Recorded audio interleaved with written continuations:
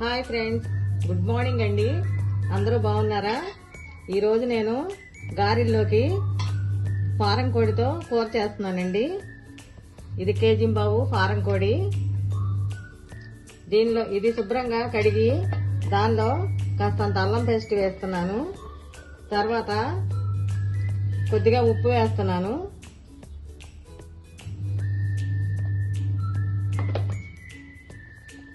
కొద్దిగా పసుపు వేస్తున్నాను.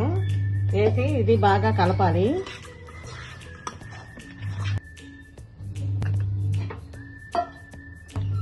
ఐదు 6 విజిల్స్ రానివ్వాలండి. కుక్కర్ విజిల్ వచ్చేసిందండి. 6 విజిల్స్ కానిచ్చాను.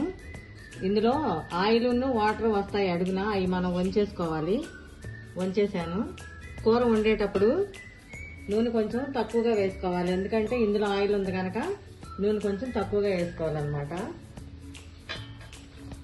ఈ సైజు ఉల్లిపాయలు 6 తీసుకున్నానండి. ఈ కేజీంబావుకి 6 ఉల్లిపాయలు పడతాయి. ఎందుకంటే గారెల్లోకి కాస్త ఎగురు కావాలి కనుక. ఉల్లిపాయ ఎక్కువ వేసినంత మాత్రాన కూర తీపి రాదండి. ఎందుకంటే దానికి తగిన అల్లం పేస్టు, పొడి మసాలా, కారం, ఉప్పు అన్నీ వేస్తాం కనుక తీపి అనేది రాదు. ఈ సైజు ఉల్లిపాయలు 6 తీసుకోవాలండి. ఆల్రెడీ నేను 6 తీసుకొని పేస్ట్ చేసి పెట్టుకున్నాను.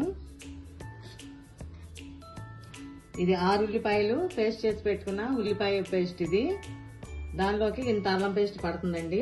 కావాలంటే ఇంకాస్త కూడా వేసుకోవచ్చు, ఎందుకంటే ఈ కూర కాస్త ఘాటుగా ఉంటే నాటుకోడిలాగా బాగుంటుంది అన్నమాట. ఉల్లిపాయ పేస్టు, ఉప్పు వేద్దామండి. ఆల్రెడీ కూరలో ఉప్పు వేసాం కనుక కొంచెం తగ్గించేద్దాము. చాలకపోతే తర్వాత చూసి వేసుకోవచ్చండి. ఇది ఒక కారం వేస్తున్నాను. కాస్త ఘాటుగానే ఉండాలండి. కారం కొంచెం ఎక్కువ వేసాను. తర్వాత గిన్నె పెట్టి స్టవ్ వెలిగిద్దాము. ఆయిల్ వేస్తున్నానండి. ఆయిల్ కొంచెం తక్కువగానే వేద్దామండి. ఇదంతా ముద్ద చేసి కలిపి పెట్టుకుందాము.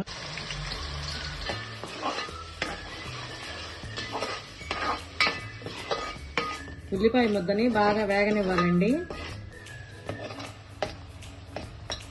ఉల్లిపాయ ముద్ద వేగుతుందండి. దీంట్లో ఇందాక మనం కుక్కర్లో నుంచి వచ్చిన ఆయిల్, వాటర్ తీసుకున్నాం కదా, అది వేద్దాము.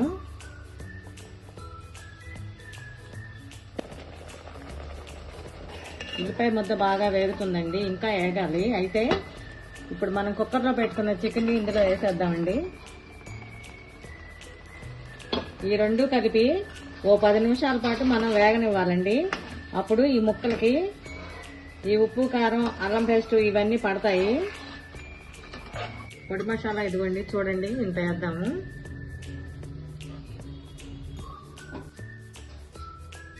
కొత్తిమీర కూడా కాస్త వేస్తున్నానండి.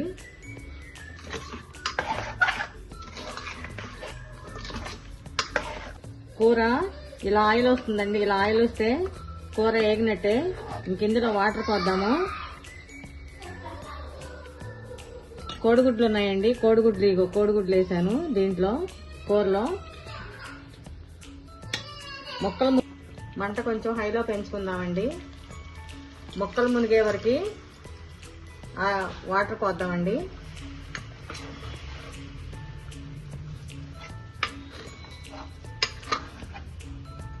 ఇంకొంచెం పోద్దాము.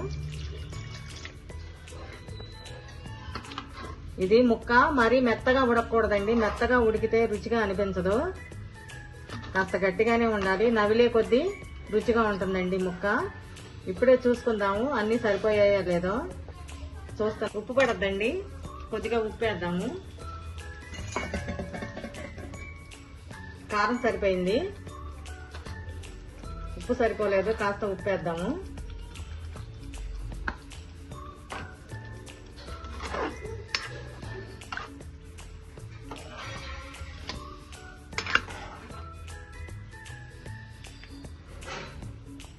మంట మీడియం ఫ్లేమ్ లో ఉంచి మూత పెడదామండి. ఓ పావు గంట దీన్ని ఇలా ఉడకనిద్దాము. కూర రెడీ అయిపోయిందండి. ఉడికిపోయింది. పావు గంట అన్నాను ఇందాక, పావు గంట పైనే పట్టింది. కొత్తిమీర వేస్తున్నాను.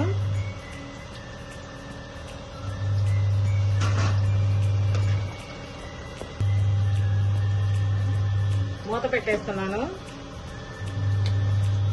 చికెన్ కూర రెడీ అయింది. వేస్తున్నానండి. చికెన్ కూర గారెలు రెడీ అయినాయండి. మీరు కూడా ఓసారి ట్రై చేసి చూడండి. ఇక తినడమే ఆలస్యం.